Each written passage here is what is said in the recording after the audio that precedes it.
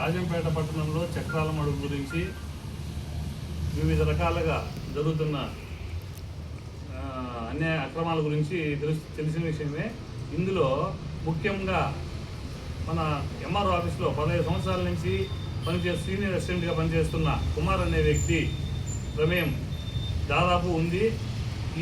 ఈ కబ్జా విషయంలో అతనికి ఎంత వాటా పోయింది, దాదాపు లక్షల్లో. తర్వాత రిజిస్టర్ ఆఫీస్కు కోట్లలో ఈ రెండు విషయాల్లో నడిపిన వ్యక్తి కుమార్ అనే వ్యక్తి. కుమార్ ప్రతి ఆదివారం కూడా ఆఫీసుకు పోయి ఎక్కడెక్కడ ఏమేమి ఉన్నాయి ఇలాంటివన్నీ తీసుకొని ఆదివారం పూట ఎంతో కొంత దోచుకొని ఇంటికి ఎత్తపోయే వ్యక్తి కుమార్.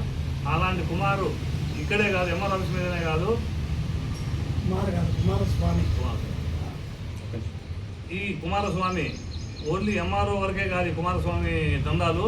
రిజిస్టర్ ఆఫీసులో కూడా చక్రం ఏకఛత్రాధిపతిగా చక్రం తిప్పుతూ రిజిస్టర్ ఆఫీసులో ఉండే అందరినీ కూడా తన వైపుకు మలుచుకొని దాదాపు రాజంపేటను సర్వనాశనం చేసిన వ్యక్తి ఈ కుమారస్వామి.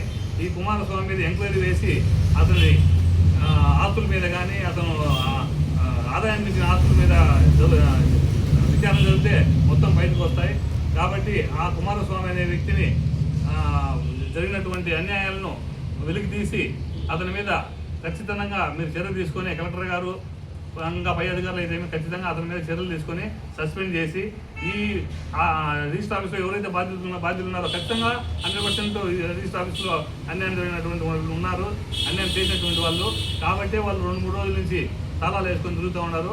కాబట్టి పై అధికారులకు తెలియజేయడం ఏమనగా ఈ చక్రాల మడుగు కబ్జా విషయంలో ఎవరికి ఎంత డబ్బులు పోయింది, ఎవరెవరు దీంట్లో దోస్తులు అనేది తేల్చి వాళ్ళ మీద చర్యలు తీసుకోకపోతే రాబోయే రోజుల్లో ఎక్కువ రోజులు కూడా కాదు, 2-3 రోజుల్లోనే మేము వైఎస్ఆర్సీపీ తరఫున రాజంపేట నియోజకవర్గ స్థాయిలో నిరాహార దీక్ష కూర్చునే కూడా సిద్ధంగా ఉన్నామని తెలియజేస్తున్నాం.